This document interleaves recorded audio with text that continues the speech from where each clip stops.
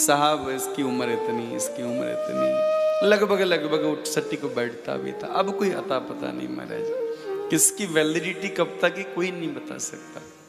जीवन सत्य तो है, और जीवन से बढ़कर मृत्यु सत्य है। आप कब तक जिएंगे कोई नहीं बता सकता, पर आप एक दिन मरेंगे हर एक बता सकता है। इंसान जानते हो, कभी सर्प के मुंह में आपने मेढक को देखा? काल रूपी मृत्यु के, काल रूपी ब्याल के मुख में है सब लोग। अपना मुंह जैसे बंद करेगा हमारे जो मामला खत्म। पर महाराज काल रूपी ब्याल के मुख में होने पर भी हमें तो कोई टेंशन है नहीं महाराज कि मरना है, चाहे भगवत प्राप्ति हो चाहे कुछ भी हो जाएगा। पर सूत जी कहते हैं उनके लिए कल्याण का अगर कोई साधन है तो श्री सुखदेव जी द्वारा वाचन किया हुआ यह श्रीमद् भागवत है। इस कथा को जब राजा परीक्षित ने सुना, भगवान सुखदेव सुना रहे थे, तब वहां पर देवता स्वयं आए और कहा कि परीक्षित को अमृत पिला दीजिए, ये मरेगा नहीं, सर्प के डसने से अमृत पी लिया तो मरेगा नहीं, अमर हो जाएगा, कथा हमको सुना दीजिए। सुखदेव जी ने कहा तुमसे मैंने कथा की फीस मांगी? तुमसे कही कि अमृत दो तो कथा सुनाऊंगा? चुपचाप आते पीछे बैठ जाते, सुन लेते चले जाते, हमें क्या पता चलता। अब तुमने मोल कर दी, तुम चाहते हो अमृत के बदले में तुम्हें कथामृत दूं। सुखदेव जी कहते हैं तुम पात्र नहीं हो कथा सुनने के, तुम्हारी हैसियत नहीं हुई कि तुम कथा सुनो, तुम अपात्र हो, तुम कुपात्र हो। हाँ, कथा भी हर कोई को सुनाए कैसे, इसके समझ में आए ही ना। और मैं कह दूं यहां बैठे बैठे कि मन को मनमोहन में लगा और नीचे बैठे आदमी सोचे बुद्धू बना रहा है तो मजा नहीं आएगा ना। तो सुखदेव भगवान ने कहा ये जो कथा है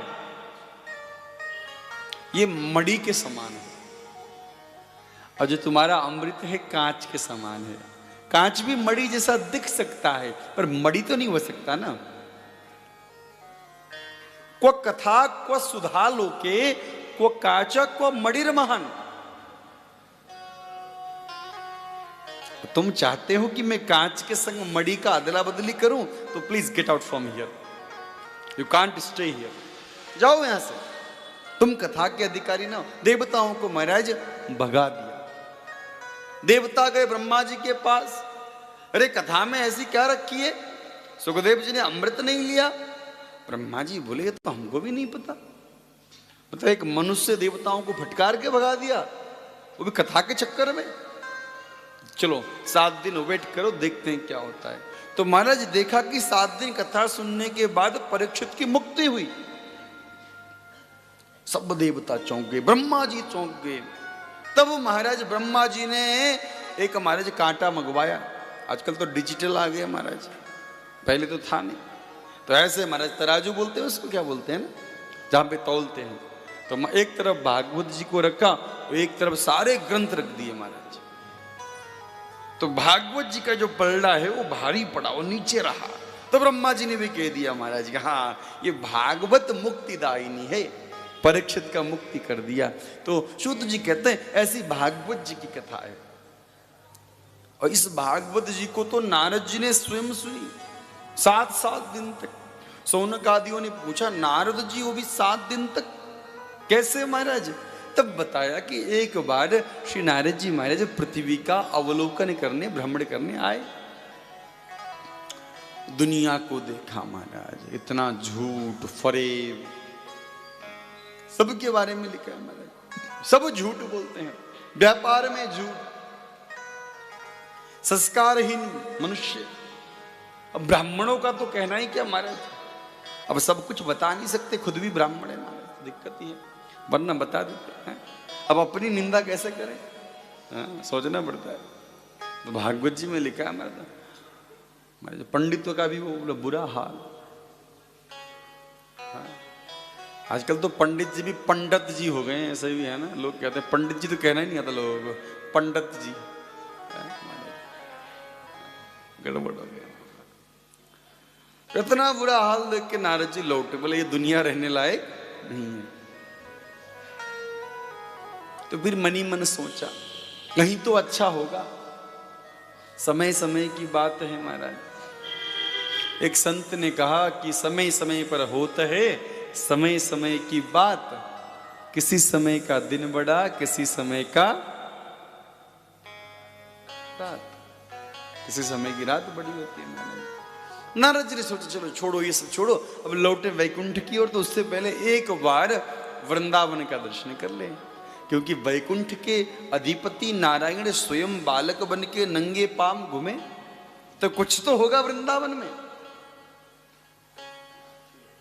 आप सब वृंदावन गए हैं कि नहीं? कितने लोग गए हाथ उठाओ। लगभग सभी लोग गए हैं। देखो वृंदावन और दिल्ली में क्या भेद है बताता हूं मैं।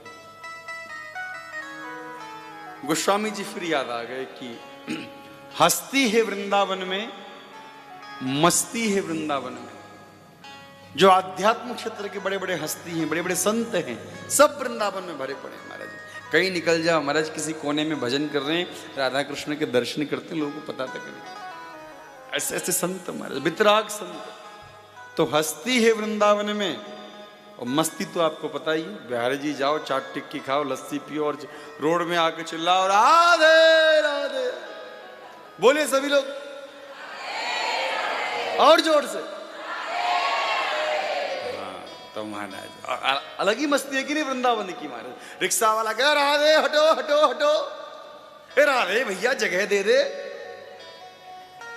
तो हस्ती है वृंदावन में, मस्ती है वृंदावन में, और हम जैसे कृष्ण दीवानों की पूरी बस्ती है वृंदावन में।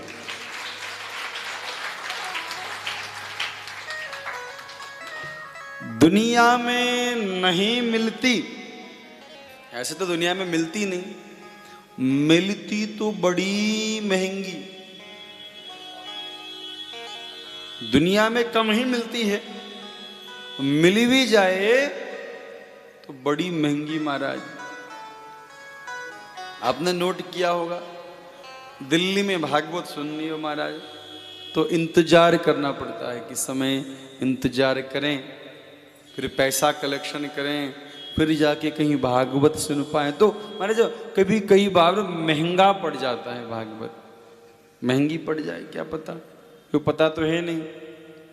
तो दुनिया में नहीं मिलती, मिलती तो बड़ी महंगी।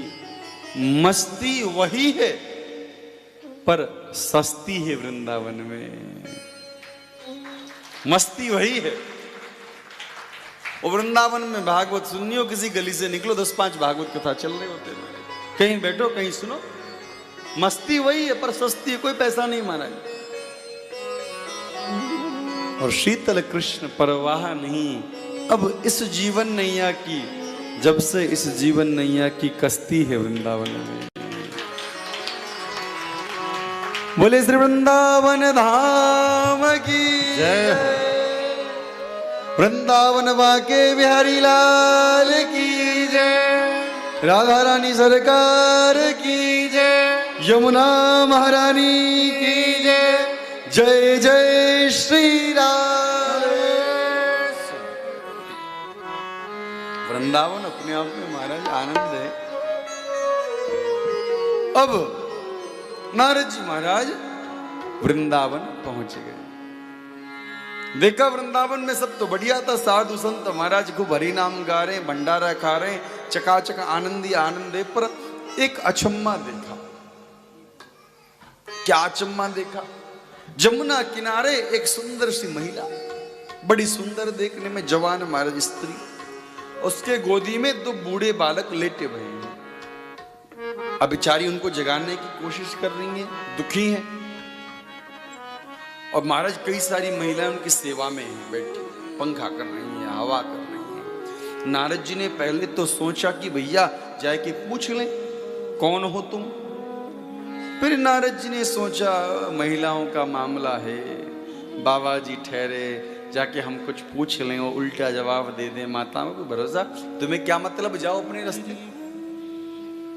तो नारद जी बिना पूछे सकुचा के निकल पड़े। तो पीछे से आवाज आई, भो भो साधु क्षणम तिष्ठा मच्चिंता विनाशय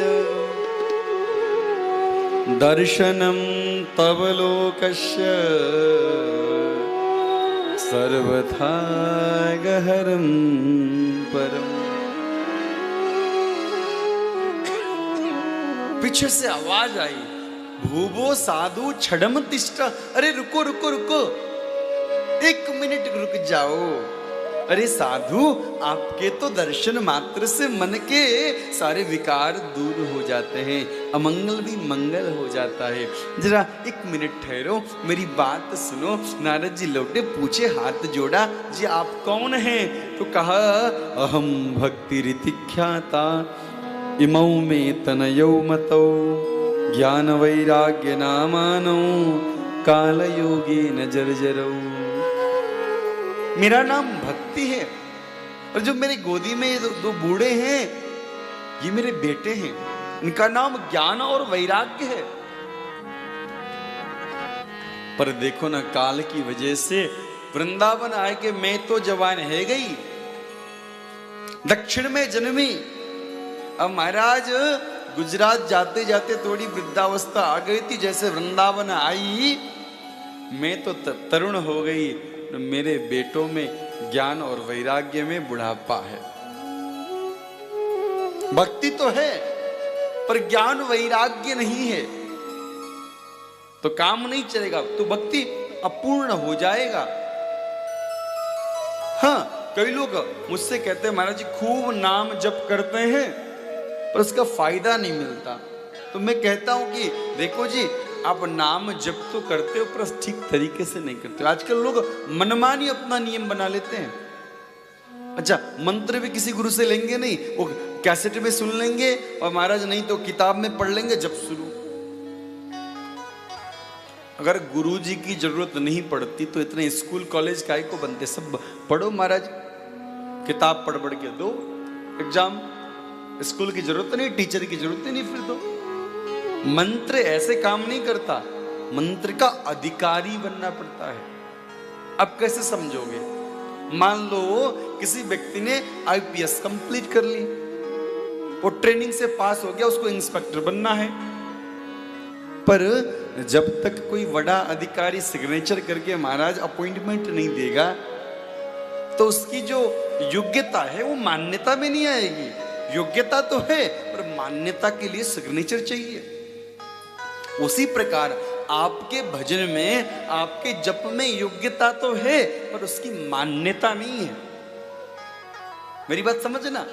आपने कहीं सुना होगा ना कि फलाने स्कूल में मत पढ़ाओ, इसकी वैल्यू कम है। हम बोलते कि नहीं, अरे भाई पढ़ाई तो वही है, वैल्यू क्यों कम है? हम बोलते इस यूनिवर्सिटी की सर्टिफिकेट काम नहीं करेंगे, इसमें मत पढ़ाओ। समझो मेरी बात को, योग्यता होने से नहीं, मान्यता होने से काम चलता है। तो मतलब मंत्र के अधिकारी बनो, गुरु से लो पहली बात, और मनमानी भजन मत करो। अब क्या पता, चल तो पड़े पर किधर चल पड़े, पता तो पड़े। मैं आपको समझाता हूं।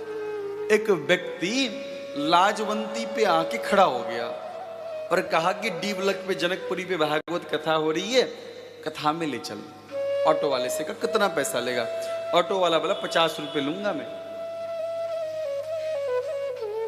50 रुपए तो महंगा है, कम कर। नहीं कर सकता, 50 लूंगा, मंदिर में छोड़ दूंगा। ध्यान दे के सुनना। बोला नहीं, थोड़ा चल लेता हूं और थोड़ा किराया कम हो जाएगा। तो 15 मिनट वो आदमी चल पड़ा। 15 मिनट बाद एक ऑटो ने मिला, उससे पूछा कि भाई मंदिर चलना है, डी ब्लॉक श्याम बाबा मंदिर में, चलेगा? बोले हाँ चलेंगे। कितना पैसा? वो तो बोला 70 रुपये लूंगा। अरे मूर्ख बनाता है। मैं 15 मिनट चलने से पहले पूछा था तो 50 बताया। अब तो मैं इतना चल के आया तो आधा पैसा होना चाहिए, तू पैसा 20 रुपए बढ़ा काहे को रहा है? तो ऑटो वाले ने जवाब दिया, सब चल के तो आए पर तिलक नगर की तरफ चल पड़े आप तो। चले तो सही, केवल चलने से काम नहीं चलेगा। आप उल्टा चल पड़े तो चलने से तो किराया कम होगा नहीं। आप नजदीक नहीं पहुंचे, मंदिर से और दूर पहुंच गए चलने से। हाँ, समझो मेरी बात को। मैं एग्जाम्पल देके आपको समझा रहा हूं स्पष्ट रूप में। आप चल तो पड़े, पर आप जिस रास्ते पे चल रहे हो वो मंदिर की तरफ ही जा रहा है कि कहीं और जा रहा है। आप भगवान से नजदीक की ओर जा रहे हैं या और दूर जा रहे हैं, ये किसी गुरु से पूछना पड़ेगा, तभी आपको समझ में आएगा कि आपका डायरेक्शन ठीक है या नहीं। इसलिए मनमानी भजन मत करो। ताली बजाना है ढंग से बजाओ, क्या कंजूसी कर रहे हो? हाँ, अब ताली में कंजूसी करते बताओ विष्णु भैया। जोर से बोलना पड़ेगा, राधे राधे। देखो ज्ञान वैराग्य जगह नहीं। नारद जी ने गीता पाठ सुना दिया, भागवत के छोड़ के वेद सुना दिया, सब सुना दिया। उठे सो जाए, उठे सो जाए। नारद जी परेशान हो गए महाराज। आकाशवाणी हुई सत्कर्म करो। नारद जी का दिमाग घूम गया, साहब सत्कर्म है क्या? क्या करें? सत्कर्म मतलब क्या है? अब नारद जी चिंतित, समझ में आया नहीं। भक्ति को प्रॉमिस किया, चिंता मत करो, don't very Maharaj, don't worry, मैं जरूर ठीक करूंगा। अभी निकलता हूं, मैं पता करके आता हूं। संतों के पास जाएं और महाराज संतों से पूछे सत्कर्म क्या है। संत सोचे महाराज जो नारद को ही नहीं पता। हमारे गुरुदेव बोलते थे नारद मतलब जानते हो क्या होता है? बोले जिसकी बात कभी भगवान भी रद्द ना कर सके वो नारद है महाराज। जो कह दे महाराज देवर्षि। अब इनको ही नहीं पता। तब महाराज मार्ग में बद्रिकाश्रम में सनकादिक मिले, चार भाई, सनक, सनंदन, सनातन और सनत कुमार। हाथ जोड़ के प्रणाम कर लिया। सनत कुमारों ने कहा कि भाई नारद तुम बाबा जी आदमी, तुम्हारा चेहरा लटका लटका लगता है, क्या बात है? तो गृहस्थियों का चेहरा लटके तो समझ में आता है, घर में कोई दिक्कत ही होगी। और देवी जी ज्यादा ही परेशान कर रही होंगी। है पिछली बार सुनाया था, याद है? शादीशुदा महिलाओं का यहां तक मंगलसूत्र लटका रहता है और पुरुषों का चेहरा ही लटका रहता है हमारे वहां तक, याद है? हाँ। दूर से समझ में आता है शादीशुदा बंदा है। तो नारद जी से कहा कि भाई तुम तो बाबा जी आदमी हो और ऐसा कर रहे हो। नारद जी ने कहा क्या बताएं महाराज, ऐसे ऐसी बात वृंदावन में घटी। तो श्री शनकादिकों ने कहा कि सत्कर्म सूचको नूनम ज्ञान यज्ञो स्मृतो बुधै श्रीमद्भागवतालाप सतुगीत सुकादिवी। हे नारद, सत्कर्म यानी भागवत जी की कथा है। इदम भागवतम नामम पुराणम ब्रह्म संहितम। ये जो भागवत है ये ब्रह्म संहिता है नारद। नारद जी बोले कैसी बात करते हो, वेदों का फल भागवत। हमने वेद पूरा पिला दिया उनको कानों से। सनकादिक बोले नारद आम के वृक्ष के जड़ में वह स्वाद नहीं होता जो आम के फल में होता है, आम फल में होता है। वेद जड़ है, वेद रूपी वृक्ष का पका हुआ फल भागवत है। फल में जो मिठास है, फल में जो आनंदता है वो जड़ में नहीं है। इसलिए भागवत की कथा करो। नारद जी बोले हम कहाँ करें, आप ही कर दो फिर। सनकादिक राजी हो गए। बोले कहाँ भागवत कथा होगी? बोले कहाँ करें महाराज? बोले गंगा द्वार में करो। भागवत जी में लिखा है स्पष्ट गंगा द्वार। क्योंकि कोई कहते हैं हरिद्वार, कोई कहते हैं हरद्वार। व्यास जी कंफ्यूज हो गए। शिव के भक्त कहते हैं हरद्वार, हर हर महादेव। विष्णु के भक्त कहते हैं तो हरि का द्वार है, हरिद्वार है। तो इस वाद विवाद से दूर हर के लिख दिया गंगा द्वार। महाराज गंगा द्वार में भागवत कथा की आयोजना हुई, सब संत बुलाए गए। भक्ति ज्ञान वैराग्य थे कहाँ? वृंदावन में। गजब की बात, उनके नाम पर हरिद्वार में भागवत हुई। तो हमारे जो भागवत के बीच में भक्ति सुतौ तौ तरुणौ गृहीत्वा प्रेमैक रूपा सहसा विरासित। श्री कृष्ण गोविंद हरे मुरारे नाथेति नामानि मुहुर्वदन्ति। महाराज हरिद्वार में श्री कृष्ण गोविंद गाते हुए भक्ति महारानी दोनों बेटों के संग प्रकट हुई। तो नारद जी देखते रह गए। सनकादिकों से भक्ति ने पूछा किधर रहूं मैं, Where is my seat? मैं कहां बैठूं? सनकादिकों ने कहा निरंतरम वैष्णव मानसानी, हे भक्ति महारानी तुम चली जाओ और सब वैष्णवों के हृदय में विराजमान हो जाओ, उनके मन को उनके चित्त को गोविंद से जोड़े रखो।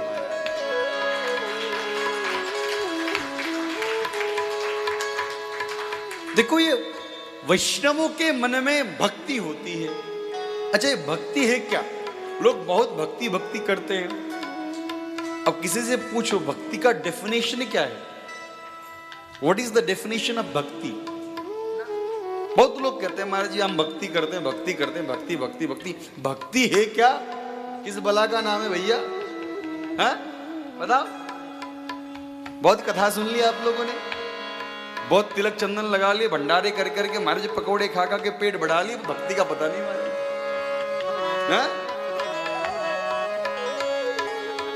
शास्त्रों में लिखा है महनीय विषय प्रीति भक्ति। भक्ति का डेफिनेशन सुनिए, समझिए, लोगों को बताइए। कथा केवल इंटरटेनमेंट का साधन नहीं है, कथा मनोरंजन का साधन नहीं, कथा मनोमंथन का साधन है। अब यहां बैठ के समझिए, मनन कीजिए, फिर लोगों को बताइए। महनीय विषय प्रीति ही भक्ति, यानी प्रेम का नाम ही भक्ति है। तो किससे प्रेम? बोले जो भगवान से प्रेम है उसे भक्ति बोलते हैं। प्रेम के 4 स्वरूप होते हैं। एक होता है स्नेह, हम अपने से छोटों को स्नेह करते हैं, लिखते ना स्नेही बेटी है। अपने बराबर के लोगों को प्यार करते हैं, अपने पति को बोलते होंगे ना हमारे प्यारे हैं। अपने से बड़ों को श्रद्धा करते हैं, कहते ना हमारी उन पर श्रद्धा है, बड़े हैं तो श्रद्धा है। छोटों से प्रेम हो तो स्नेह कहलाता है, बराबर के से प्रेम हो तो प्यार कहलाता है, बड़ों से प्रेम हो तो श्रद्धा कहलाती है, और भगवान से प्रेम हो तो भक्ति कहलाती है।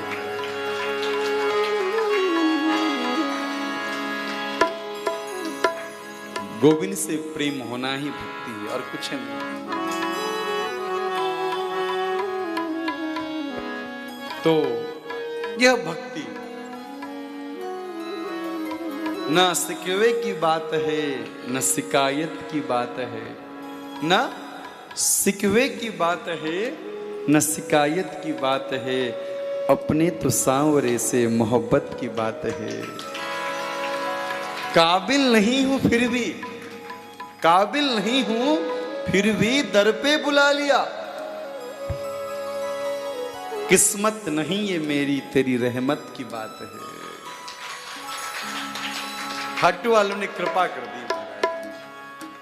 भागवत किस्मत से नहीं मिलती। संत कहते हैं प्रारब्ध और पुरुषार्थ से दुनिया में सब कुछ मिल जाता है सिवा सत्संग के। सत्संग न प्रारब्ध के अधीन में है, न पुरुषार्थ के अधीन में है, ये तो केवल भगवत कृपा के अधीन।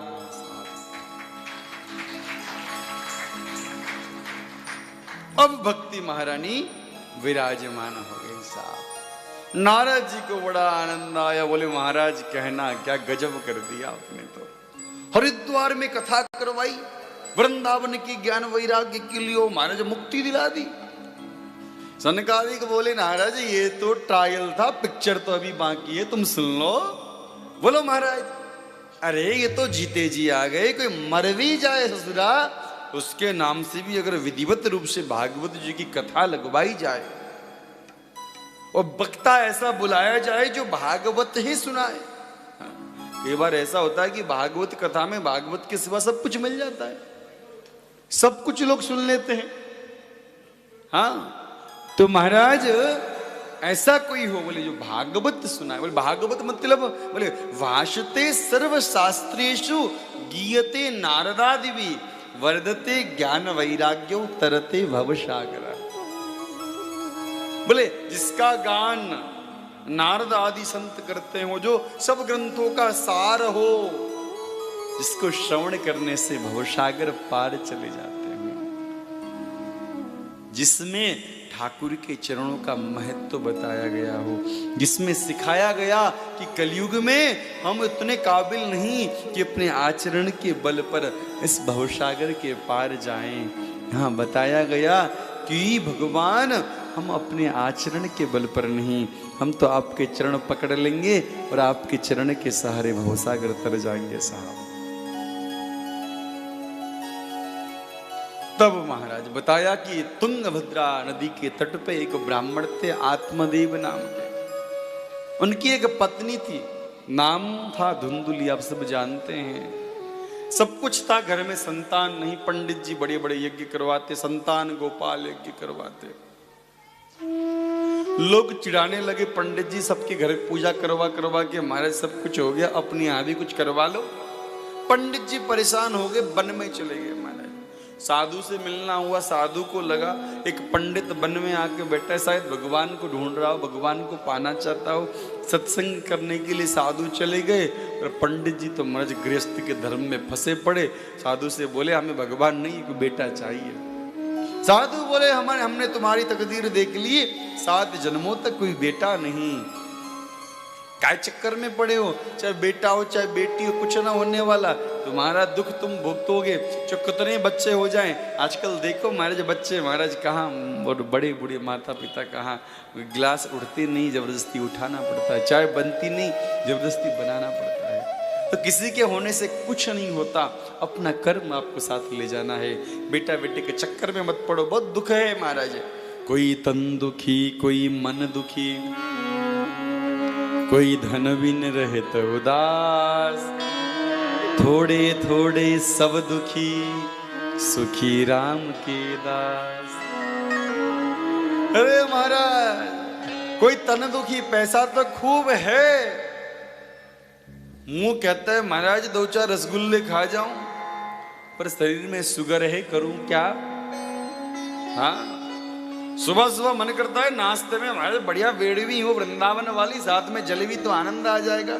बिहारी जी की टिक्की का कहना क्या, पर महाराज करें क्या, पेट कहता है मत खा, पचाऊंगा नहीं मैं। कोई तंदू की, कोई कहता है बेड़गी तो पच जाती है, पर क्या करे घरवाली की बात नहीं पचती। तो कोई मन दुखी। हाँ अरे पचाने को तो हम महाराज आधा किलो घी पी के पचा लें, पर जो कानों से हमारी पिलाती है इधर से हमारे पचती नहीं हमसे। पति कहे और पत्नी कहे तुम कम हो, तुम जो बोलते हो भूलते हो। तो महाराज न पत्नी की पति पचाए न पति की पत्नी पचाए महाराज। तो कोई मन दुखी, कोई तन दुखी, कोई मन दुखी। बोले किसी का दोनों बैलेंस ठीक है, पत्नी की भी पचा लेते हैं और खाना पीना भी खूब पचा लेते हैं, पर खाना पीना पचाने के हिसाब से खाएं इतना पैसा नहीं महाराज। तो कोई धन भी न रहे तो उदास, थोड़े थोड़े सब दुखी। इस दुनिया में सब कुछ न कुछ किसी न किसी बात से दुखी हैं। बोले सुखी राम के दास, सुखी तो केवल भगवान राम के दास है। दीन कहे धनवान सुखी, धनवान कहे सुख राजा को भारी, राजा कहे महाराज सुखी, महाराज कहे सुख इंद्र को भारी। इंद्र कहे चतुरानन सुखी, चतुरानन कहे सुख शंभु को भारी। तुलसीदास विचार करे हरि भजन बिना सब जीव दुखारी। बिना हरि भजन के सब जीव दुखी हैं महाराज। सुखी तो केवल हरि के दास हैं। बच्चे के चक्कर में मत पड़ो, पंडित जी माने नहीं, ये को फल दे दिया।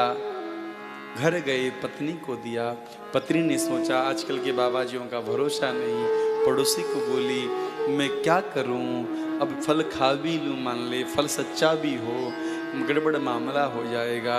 घर में ननद आएगी, मैं मोटी हो जाऊंगी, तिजोरी की चाबी कभी कभी देनी ही पड़ेगी, कभी कुछ निकाल लिया तो कुछ बोल नहीं सकती। इससे बढ़िया बच्चा ही ना हो तो ठीक है। अरे छोड़ो बात, तो हमारे पति की पूछ मत बहनों को बहुत करते हैं, हम तो मोटी मोटी लेटी रहेंगी महाराज, 2-4 दिन तो हिल भी नहीं पाएंगे, इतने में पता नहीं क्या क्या दे देंगे महाराज। इससे बढ़िया तुम्हारे ऐसे ही ठीक। इतना ही नहीं महाराज बोले मोटी हो गई, गांव में आग वाग लग गया तो हमारे सब भग जाएंगे, हम ही बचेंगे, तुम्हारे इससे बढ़िया तो फल न खाएं तो ठीक है।